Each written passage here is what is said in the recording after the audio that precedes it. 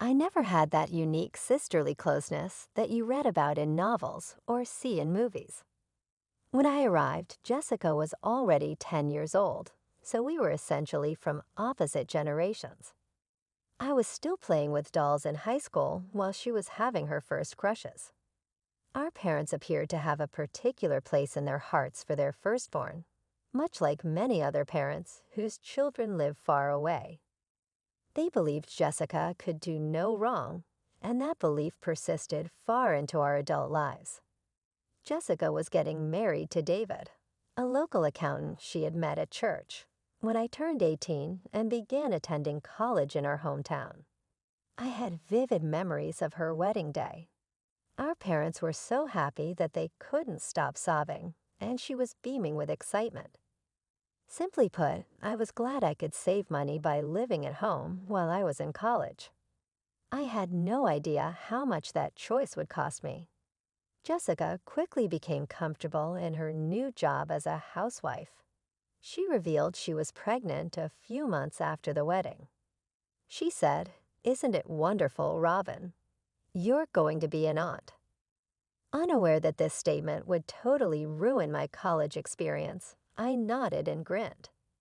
3 months following the birth of tiny Tommy, Jessica began to unexpectedly visit our parents' home. She would explain, "I just need a break," and virtually put Tommy in Mom's arms. "I'll return in a few hours.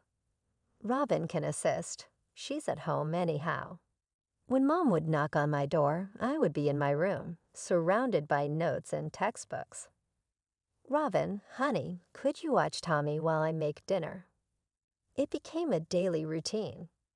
My study time was constantly interrupted by a crying baby and my mother's gentle but persistent requests for help. I tried to balance everything, but it was exhausting. Then, just when I thought I had somewhat adjusted to the situation, Jessica dropped another bombshell during Sunday dinner. "We're having another baby," she announced. "Tommy's going to be a big brother." 2 years later, I was in my final year of college, trying desperately to prepare for my exams, while dealing with both 3-year-old Tommy running wild through the house and baby Michael screaming at the top of his lungs. "Jessica," I said one afternoon after she dropped both kids off so she could go to the movies with her friends, "have you considered hiring a babysitter?" She looked at me like I'd suggested she sell her children. "Do you know how expensive babysitters are these days?" She scoffed. "Besides, why should we pay someone when we have family who can watch them for free?" Our mother, who was currently chasing Tommy as he ran through the house with her reading glasses, just nodded absently. Of course, she didn't mind. Jessica was her precious firstborn, and she'd never deny her anything. Meanwhile, our house had turned into complete chaos.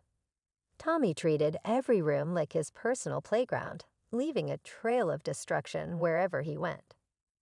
One morning, I woke up to find he'd emptied all my college folders onto the floor and used my notes as drawing paper. Baby Michael's piercing screams provided a constant soundtrack to the mayhem. "Robin," Mom called out one afternoon, her voice strained. "Please come help with the boys. I can't handle them anymore today." I heard something crash downstairs, followed by Tommy's gleeful giggling. "I can't, Mom," I shouted back through my locked door. "I have finals next week." "You're being selfish." Dad's voice joined the chaos. "These are your nephews. Family helps family." I turned up my music to drown out their voices and the sound of another crash downstairs. My hands were shaking as I highlighted important passages in my textbook. I felt guilty, but I also knew that if I didn't pass these exams, my whole future would be affected.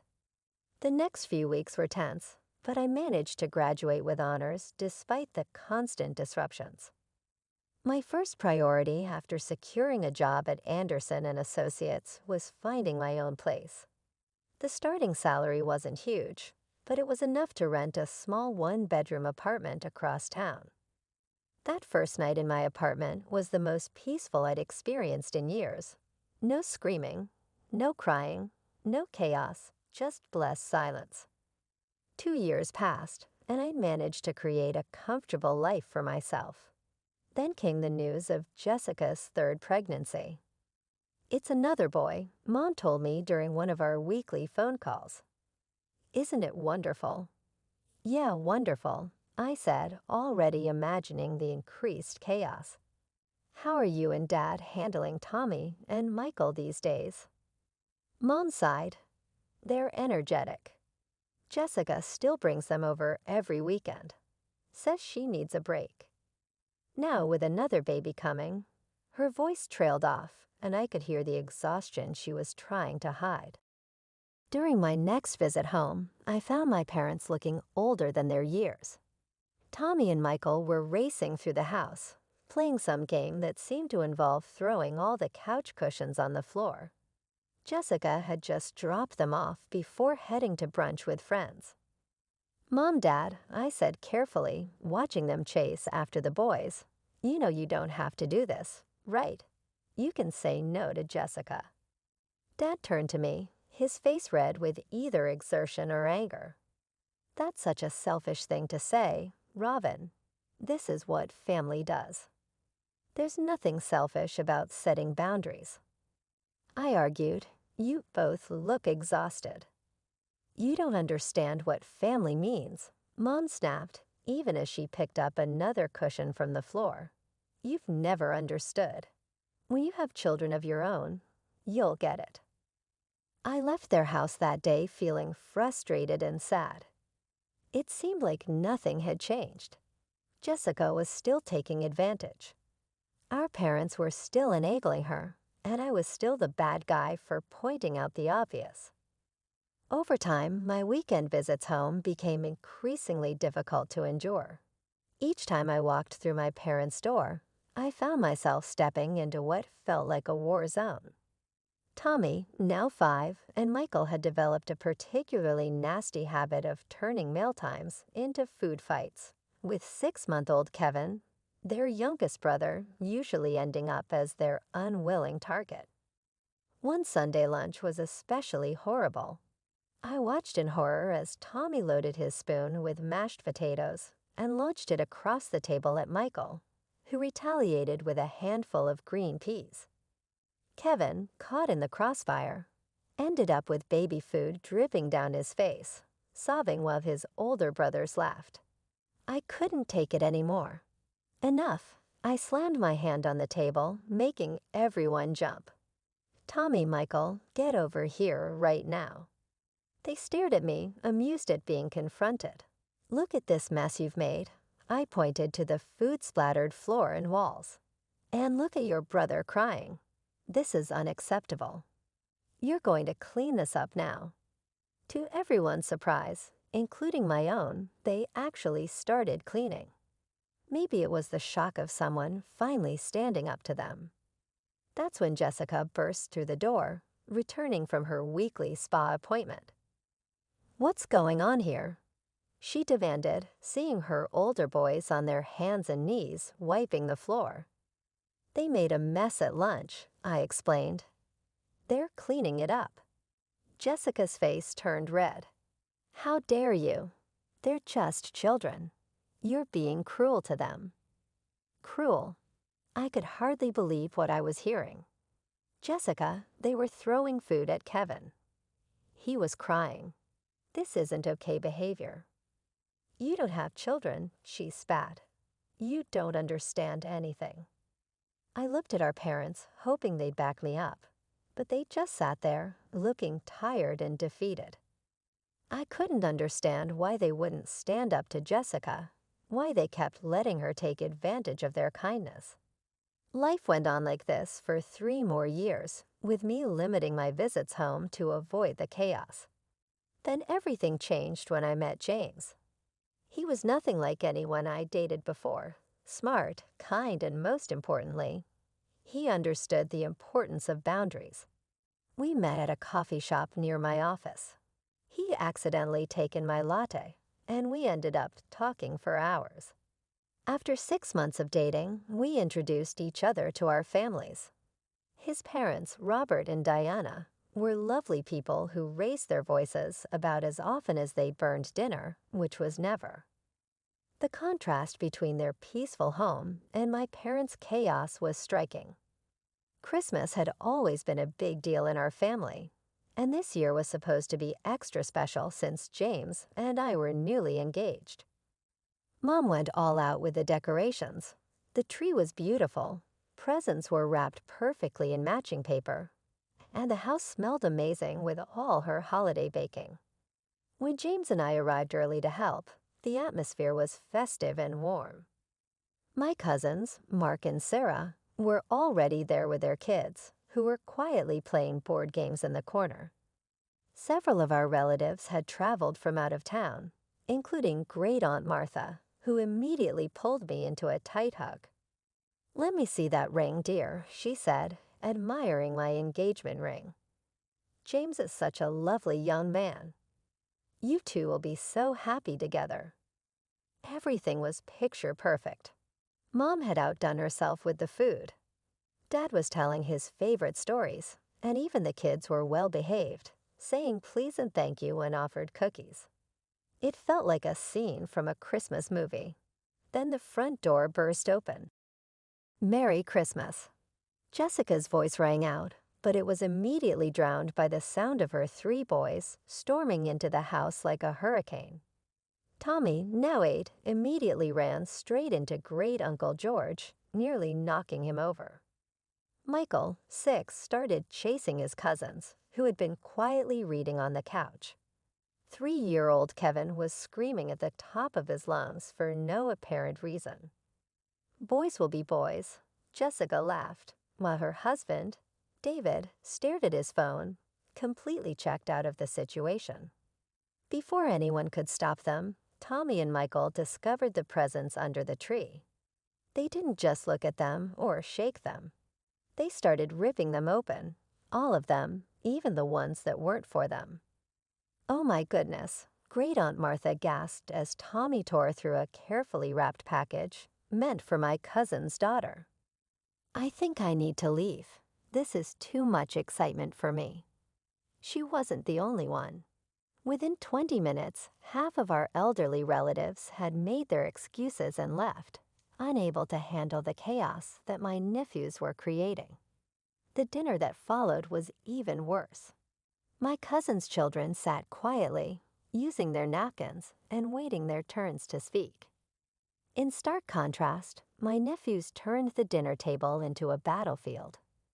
Tommy and Michael were throwing dinner rolls at each other across the table, while Kevin was smearing cranberry sauce in his hair. "Children, please," Mom pleaded weakly, but they ignored her completely. The breaking point came when Tommy, with a mischievous grin, deliberately picked up his can of soda and poured it all over Mom's special Christmas pie, the one she'd spent hours making that morning. "Tommy," several voices shouted at once, but Jessica just laughed. "He's just being playful," she said, while David continued scrolling on his phone. I looked around the table at my relatives' faces, the shock, the disapproval, the discomfort, while my sister and her husband sat there, acting like this was perfectly normal behavior. I couldn't take it anymore. The sight of my mother's ruined pie, the chaos, the complete lack of discipline, it was all too much. I stood up abruptly, my chair scraping against the floor. "I can't stay here," I announced, my voice shaking with anger. "This is ridiculous. Your children are behaving disgustingly, Jessica, and you're doing nothing about it." The table fell silent, except for the sound of Kevin banging his spoon against his plate. Jessica's face turned red. "Oh, that's rich coming from you," she snapped. "You don't have children, Robin. You have no idea how hard it is to raise kids. When you have your own, then you can judge my parenting." I let out a bitter laugh and gestured toward my cousin's children, who were sitting quietly, looking uncomfortable with the whole situation. "Really? Then how do you explain them? Sarah and Mark's kids have been perfectly well-behaved all day. They use their manners. They don't destroy things. They don't throw food. How is that possible if children are supposedly impossible to control? Those kids are just different, Jessica sputtered. No, the difference is that Sarah and Mark actually parent their children. I shot back. When was the last time you made your kids face any consequences for their actions? Jessica's eyes welled up with tears. You're so cruel. You've always hated my children. I don't hate them, I said, fighting to keep my voice steady. I hate watching them grow up without any guidance or discipline. I hate seeing Mom and Dad's house destroyed every time you visit. I hate that you think this behavior is normal. James stood up beside me, placing a gentle hand on my shoulder. I think we should go, he said quietly. Jessica was full on crying now, while her boys continued their chaos, completely unfazed by the drama unfolding around them. David finally looked up from his phone, seeming mildly annoyed by the disruption. Merry Christmas, everyone. I said, my voice thick with sarcasm. Sorry, Mom, but I just can't watch this anymore. James and I left to the sound of Jessica's sobs and Tommy's triumphant yell as he launched another dinner roll across the room. 2 months later, we were sitting in our apartment, working on the wedding guest list. The Christmas disaster was still fresh in our minds as we looked at the names we couldn't invite. The boys, I said, finally voicing what we were both thinking. They'll ruin everything. Can you imagine them during the ceremony? During the reception? James nodded. What if we just make it completely child-free? No kids under 16, period. That way, it's not personal. It's just a blanket policy. You don't think people will be offended? Some might be, he admitted. But if it applies to everyone equally, it's harder to argue with. Sarah and Mark might be disappointed their kids can't come, but at least they'll understand it's not targeted at them specifically. I thought about the peaceful ceremony we'd been planning. No chaos, no food fights, no screaming children. Just an elegant celebration of our love surrounded by mature guests who could actually appreciate the moment. A child-free wedding, I repeated, trying out the words. You know what? I actually love it. I chose a Sunday afternoon to break the news to my family. In retrospect, maybe I should have done it when Jessica and her kids weren't there, but finding them absent from our parents' house was like trying to catch lightning in a bottle. As soon as I walked in, I had to dodge a remote control flying through the air, thrown by Tommy while chasing Michael. Kevin was crying on the floor because his brothers had knocked over his blocks for the 3rd time. Mom, Dad, I started, raising my voice over the chaos. Jessica, I need to talk to you all about the wedding. Sure, honey, Mom said, trying to clean up juice that Kevin had spilled on the carpet. I took a deep breath. James and I have decided to make the wedding child-free. No children under 16 will be attending. The chaos stopped for approximately 2 seconds before Jessica erupted. What? She screamed, jumping up from the couch. You can't do that. What about my boys? The policy applies to all children, I explained, trying to keep my voice calm. Not just yours. This is because you hate them. Jessica was turning red now, her voice getting louder with each word. You've always hated my children. You're a horrible aunt, a horrible sister. No, I love your boys, I insisted, even as Tommy chose that moment to knock over a vase. But you saw what happened at Christmas. The food fights, the presents being torn open, the ruined pie. That was just kids being kids. No, Jessica, it wasn't. Mark and Sarah's kids were there too, remember. They didn't destroy anything. They didn't ruin Christmas for everyone else. Oh, here we go again with the perfect cousins, perfect children. Jessica screamed. Well, you know what? You won't have to worry about my disruptive children at your precious wedding, because we won't be there at all. I felt a strange sense of calm wash over me. "That's your choice," I said quietly. "If you'd rather not come to my wedding than attend without your children, that's up to you." Jessica stared at me for a moment, her mouth open in shock. Then she started gathering her kids' things, shoving toys into bags.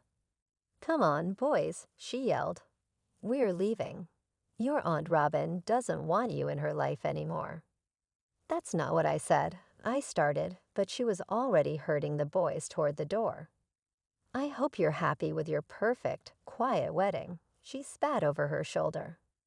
Then she slammed the door so hard, the windows rattled.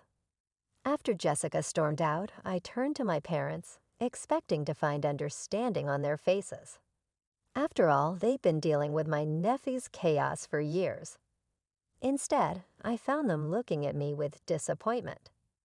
"How could you, Robin?" Mom's voice was quiet but sharp. "Those are your nephews." "Mom, you've seen how they behave," I said, incredulous. "You saw what happened at Christmas." "They're just children," Dad jumped in. "You're being incredibly selfish." I couldn't believe what I was hearing. Selfish? How is it selfish to want my wedding day to be peaceful? One day that I want to be perfect, without food fights or screaming or chaos. Dad's face hardened. "Then you need to reconsider your decision. Either invite your nephews, or we won't be attending either." The words hit me like a physical blow. I looked at their faces. These parents who had watched their house be destroyed countless times, who looked older than their years from the stress of handling 3 unruly boys, who were now threatening to miss their younger daughter's wedding because she wanted one peaceful day. "Fine," I said. My voice surprisingly steady. "That's your choice. Don't come." I left their house and drove straight to James's place.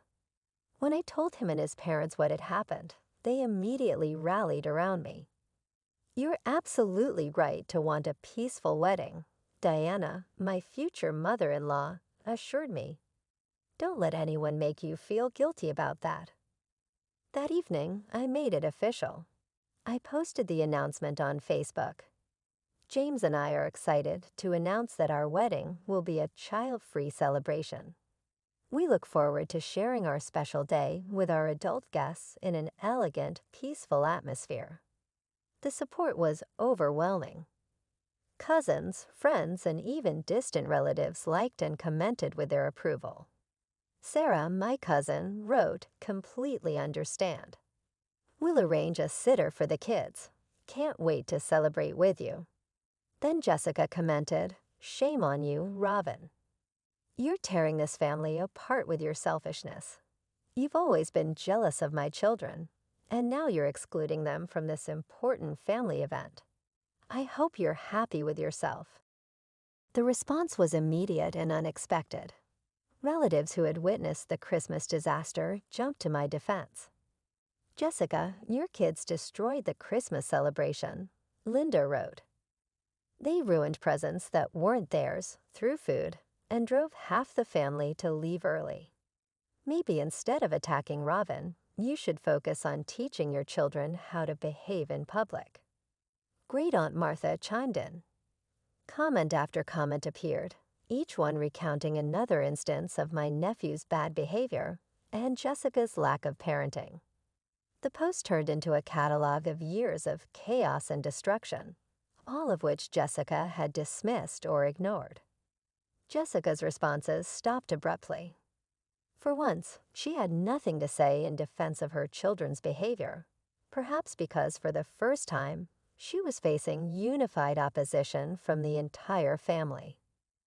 My phone rang 3 days after the Facebook post explosion.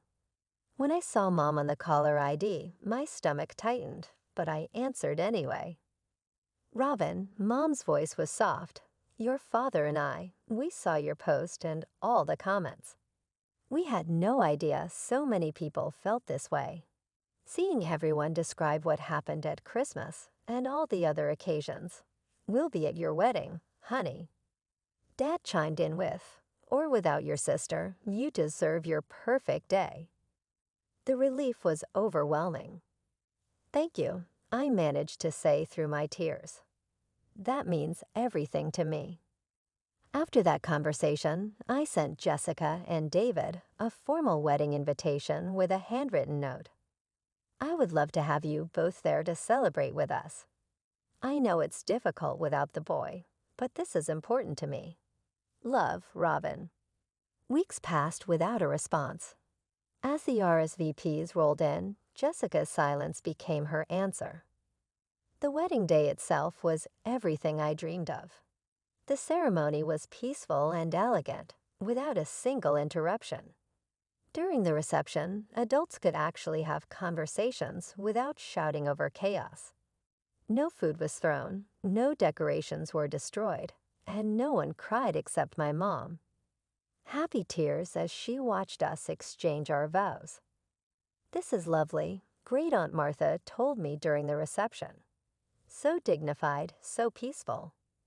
James squeezed my hand under the table. He knew I was thinking about the empty seats where Jessica and David should have been. A week after we returned from our honeymoon, Mom called with news. "Jessica hasn't brought the boys over since your wedding," she said. I tried to call her, but she won't answer. "She's punishing you for coming to my wedding," I said quietly.